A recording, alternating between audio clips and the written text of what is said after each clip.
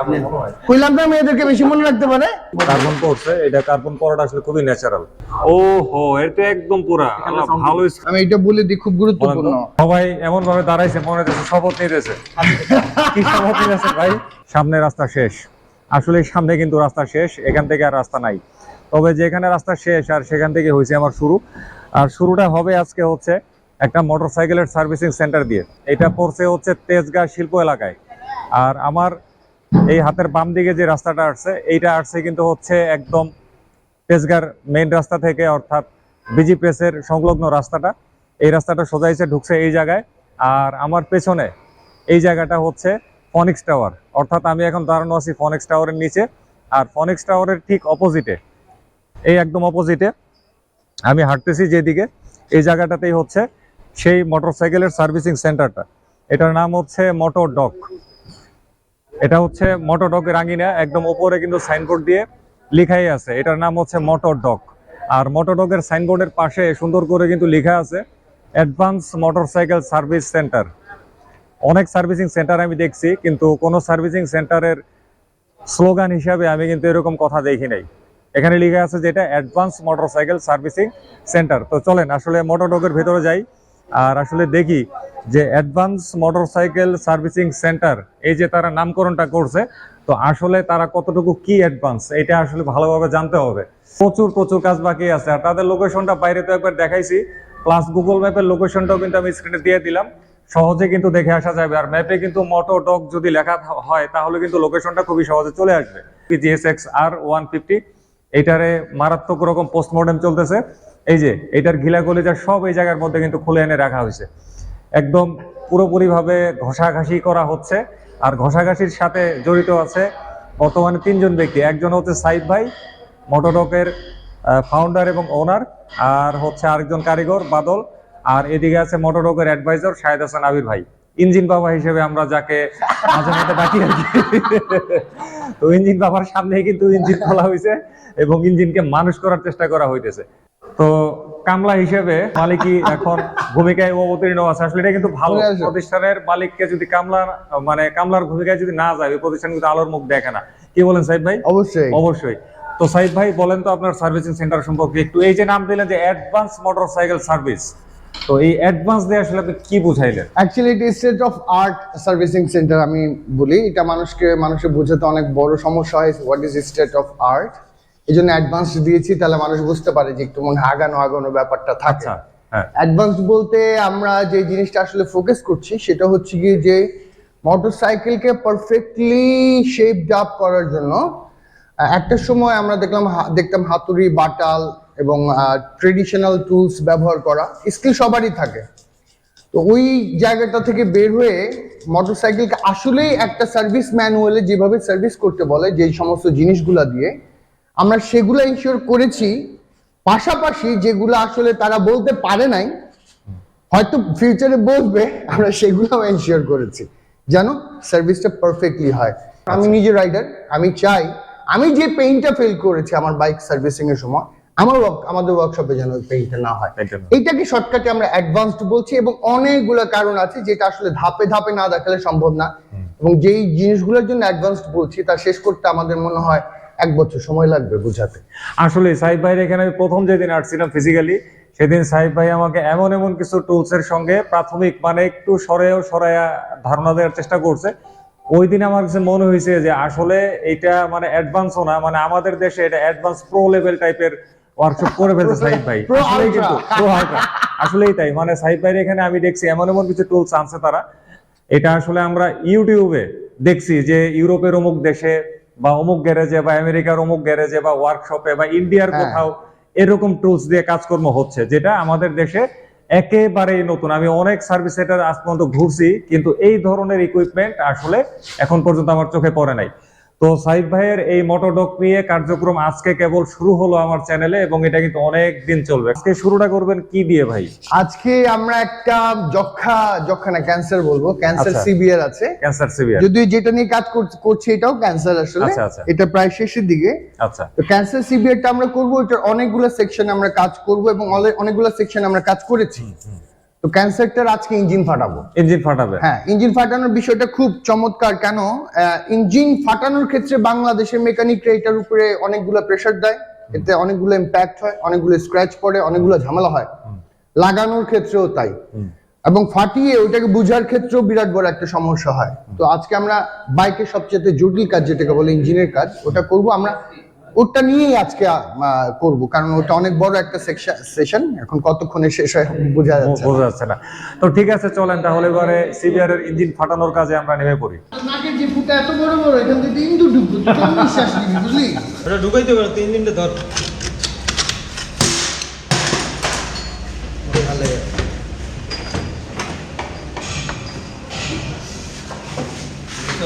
ভাই মালটা কিন্তু গাড়া মাল ভাই, বুঝছেন? এটা সকালবেলা 3 বার কয়েকবার এক করলে একদম ব্যায়াম কর ব্যায়াম করলে সেই লাভ। হ্যাঁ ব্যায়াম কর। বুঝছেন? টায়ার নিয়ে যাও। টায়ার গাইছে সইজে গেল। টায়ার আছে? হ্যাঁ, ওই ইঞ্জিন সেকশন ওখানে নিয়ে মালটা কিন্তু সেই উত্তর ভাই, বুঝছেন? হ্যাঁ ভালো করছস। সকালে ভাত যা খাইছস সব হজম হয়ে গেছে। আবির ভাই মেয়েদেরকে মনে রাখতে পারে বেশি। হ্যাঁ, এই বলতো এই দিলওয়ালে দুলহানিয়া নিয়ে লে যাएंगे নায়িকা কে? কইলাম না মেয়েদেরকে বেশি মনে রাখতে পারে। আমাদের মাঝে আফগানিস্তানের আরেকজন হিরো চলে আসছে এইমাত্র। এই হ্যাঁ, প্লাস্টিকের হাতুড়িটা লয়ে ঠিক আছে, ওই জায়গা ওই যে গানটা ওখানে আমি স্প্রিং দিয়ে দিচ্ছি, অসুবিধা নেই। আপনি এটা ক্লাস সাইডের দাম কত বললেন? 26,000 অ্যাসেম্বলি। আর যদি বাটি শুধু কেনা হয় তাহলে ইঞ্জিনের হেড একদম খোলা হয়ে গেল। ওটা তেলের তো ভাই সিম্পল যাবো ভাই। কয়টা আছে? পিস্টনের অবস্থাটা একটু দেখি। কার্বন পড়ছে, এটা কার্বন পড়াটা আসলে খুবই ন্যাচারাল। হ্যাঁ, এই বের হয়ে গেছে। এত সুন্দর ওই জিনিসটা। পিস্টনের পার্ট একদমই পুরো আলাদা করা হলো। আর এই হচ্ছে কানেক্টিং রড। কোন স্ক্র্যাচ পাইছেন? স্পষ্ট। ওহো, এটা একদম পুরা ভালো স্ক্র্যাচ পড়ছে। তার মানে এটা যে চালাইছে সে খুবই রেড লাইনার। এখানে দাগ নাই? আচ্ছা, তীব্র রেড লাইনার। এটা উঠাই দাও। তীব্র রেড লাইনার আসলে দেখেন বেশ স্ক্র্যাচ, একদম পুরো স্পষ্ট দেখা যাইতেছে। এইটা হ্যাঁ, এইটার স্পটটা অনেক কম, কিন্তু ওইটার স্পট এক পাশের স্পট অনেক বেশি। এটা তো স্পট আছে দুইটা দিকে চোখে পড়ে, কিন্তু ওইটার চেয়ে ভালো। বাস, ক্লাস সাইড খোলা হয়ে গেল। দেখা আমরা যাক ক্লাস আস্তে সাইড আস্তে। অলরেডি এটার হ্যাঁ, একবার খুলেছি এবং এটাকে মাউন্টিং ও আগে একবার খোলা হয়েছিল। জি। না? আমি টাচ আচ্ছা, করতে আচ্ছা। আগে স্টকটা, হ্যাঁ খুবই স্প্রিং আসলে।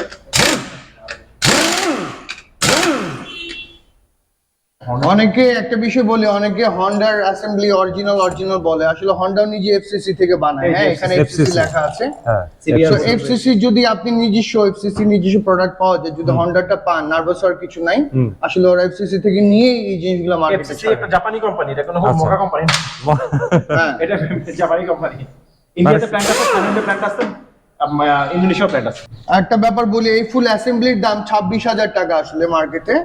মানে So- এই ফুল অ্যাসেম্বলি বাটি সহকারে, বাকি এটা সহকারে 26,000 এই পার্ট টাকা। সহকারে 26,000 টাকা। যদি নষ্ট হয় এটা মাউন্টিং করা যায় অনায়াসে। আচ্ছা, আমি এটা বলে দিই, খুব গুরুত্বপূর্ণ। বলেন এটা মাউন্টিং করে রিপেয়ার করা যায়। আমি আমার বাইকে 80,000 কিলোমিটার পর্যন্ত একসময় চালিয়েছিলাম এটা রিপেয়ার করে। আচ্ছা, আর এইটা হচ্ছে গিয়ে, হ্যাঁ, এই বাটি আপনার কিনতে হবে। এই অ্যাকচুয়ালি এটা মিলে না অনেকগুলোর সাথে, কিন্তু ভিতরে আবার কিছু জিনিস আছে যেটা ট্রিগারের সাথে মিলে, একটা প্রেসার প্লেট ছাড়া। তো এটাকে ইজিলি আসলে এদিক ওইদিক করে চিপ করে এটাকে কাজ করা যায়। এটা রিপেয়ার করলে 10,000 টাকা কমে যায়। তখন এটার দাম হয় হচ্ছে গিয়ে অরিজিনাল যেটা বলি আমরা, প্রায় এটা যদি রিপেয়ার করি তাহলে 16,000 টাকা কমে যায়। এটার দাম তখন 10,000 টাকা দাঁড়ায়। এটাতেও যদি আমরা একটু কাহিনী করি, এটাকেও 6,000 টাকা নামিয়ে আনা যায়। সো যারা এটা কিনছেন, এ ধরনের ক্লাচ প্লেটে যারা সমস্যা পাচ্ছেন, ইচ্ছা করলে এটাকে মিনিমাইজ করতে পারেন কস্টটা।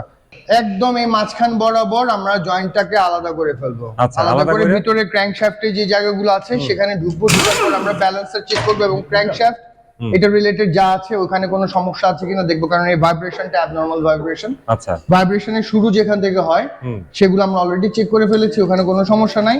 একটা ধাপ আমরা পেলাম যে ওখানে ওই যে দেখলেন যে পলিশ গেছে গা, এখন পরের ধাপে যাচ্ছি। সবগুলো আমরা বের করে ওগুলাকে রিপেয়ার কিংবা রিপ্লেস। এটা আসলে মেইনলি খোলা হয়েছে ভাইব্রেশন কেসের জন্য। হ্যাঁ, ভাইব্রেশন কেস।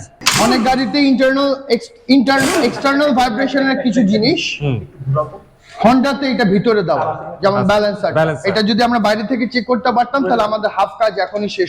এবং এটা এর আগে খোলা হয়েছে, কিন্তু এই অন্য একজন আপনার এখানে খোলা হয়েছিল? ও না, অন্য না, জায়গায়। অন্য জায়গায়। অন্য জায়গায়, আচ্ছা আচ্ছা। এবং কেন খোলা হয়েছে ওটা কাস্টমার নিজে জানে না। আচ্ছা আচ্ছা আচ্ছা আচ্ছা। সবাই এমন ভাবে দাঁড়াইছে মনে হচ্ছে শপথ নিতেছে। কি শপথ নিতেছে ভাই? এই ইঞ্জিনকে ঠিক করিয়া ছাড়িব। সবাই হাত দিয়ে ধরছে, সবাই শপথ নিতেছে। আসলে এখনকার পার্টটা মানে ক্র্যাঙ্কশ্যাফটটা খোলা হইতেছে, অনেক টাফ এই জায়গাটা খোলা। যাক, অবশেষে এটা ক্র্যাঙ্কশ্যাফট আমাদের কাছে যে রিপোর্ট আছে যে নতুন করে লাগানো হয়েছে, কিন্তু আমরা যে টাল দেখতে পাচ্ছি, আচ্ছা, আমার মানে ধারণা এটা crankshaft টাল। পুরোটাই ক্র্যাঙ্কশ্যাফট।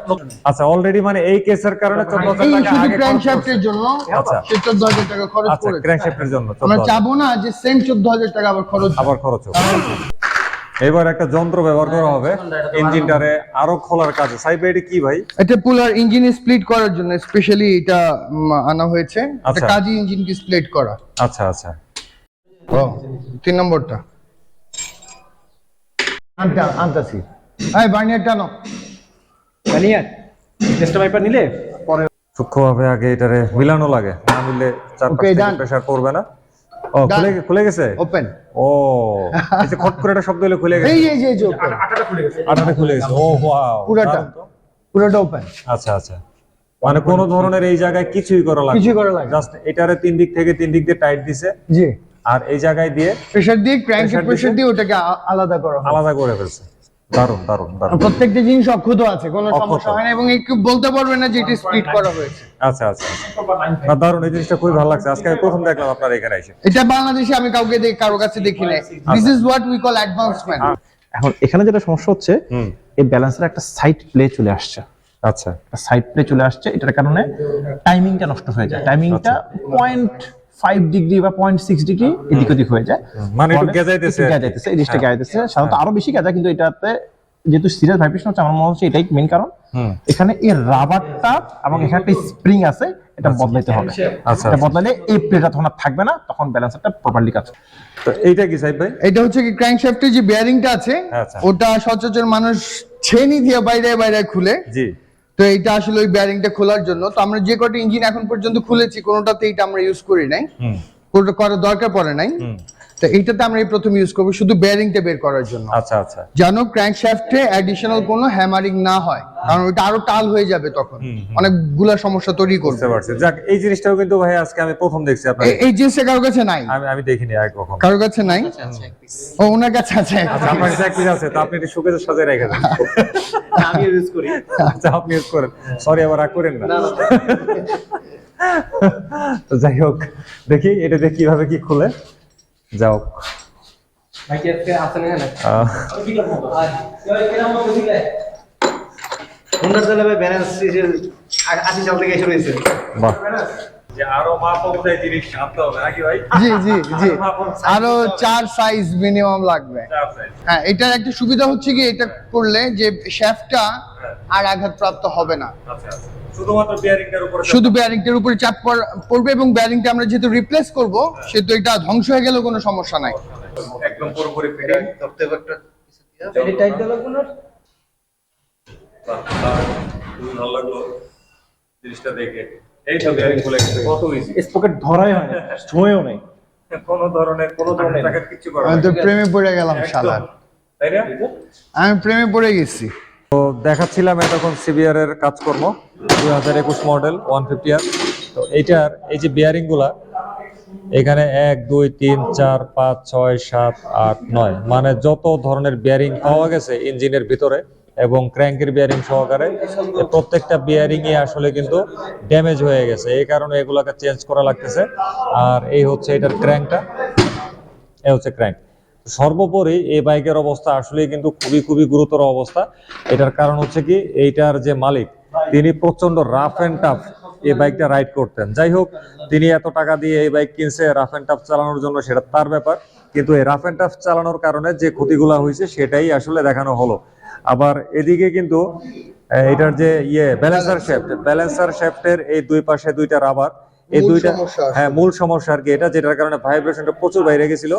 তো এই রাবার দুইটাও কিন্তু প্রচন্ড রকমের লুজ হয়ে গেছে, যেটা আসলে মানে খুবই অস্বাভাবিক ব্যাপার। তাছাড়া এই ভেতরে এই জায়গায় এই যে এগুলার কি যেন বলে, ভুলে গেছি, এটার নাম যেন কি ভাই? ওয়াশার, সরি, এটা হচ্ছে ওয়াশার। এখানে 4-5টা ওয়াশার থাকে। এই ওয়াশারের 1-2টার অবস্থাও কিন্তু খারাপ হয়ে গেছে। তো যদি খুচরা এই ওয়াশার গুলা পাওয়া যায় তাহলে হয়তো বেচারার খরচের পরিমাণ একটু কমবে, আর না হলে অনেক কমে যাবে, আর না হলে পুরা এই ব্যালেন্সার শেপ পুরোটাই কিনতে হবে। তো সর্বোপরি এই বাইকের কাজকর্ম আসলে আজকে এতটুকুই শেষ না, কাজ আরো অনেক আছে। তো আসলে অনেক কাজ আছে। সাইদ ভাই আজকে ক্লান্ত হয়ে গেছে, আমরা সবাই খুব ক্লান্ত হয়ে গেছি। তো সামনে এই বাইকের কাজকর্ম আবার যেদিন করা হবে ফাইনালি, ওই দিন আবারও আসবো অন্য পার্ট নিয়ে, অন্য পার্টের অন্য কাজকর্ম নিয়ে। ঠিক আছে সাইদ ভাই? ঠিক আছে, তো পরের ইয়েতে। তো আজকে বিদায় নিচ্ছি তাহলে, খোদা হাফেজ। বাই।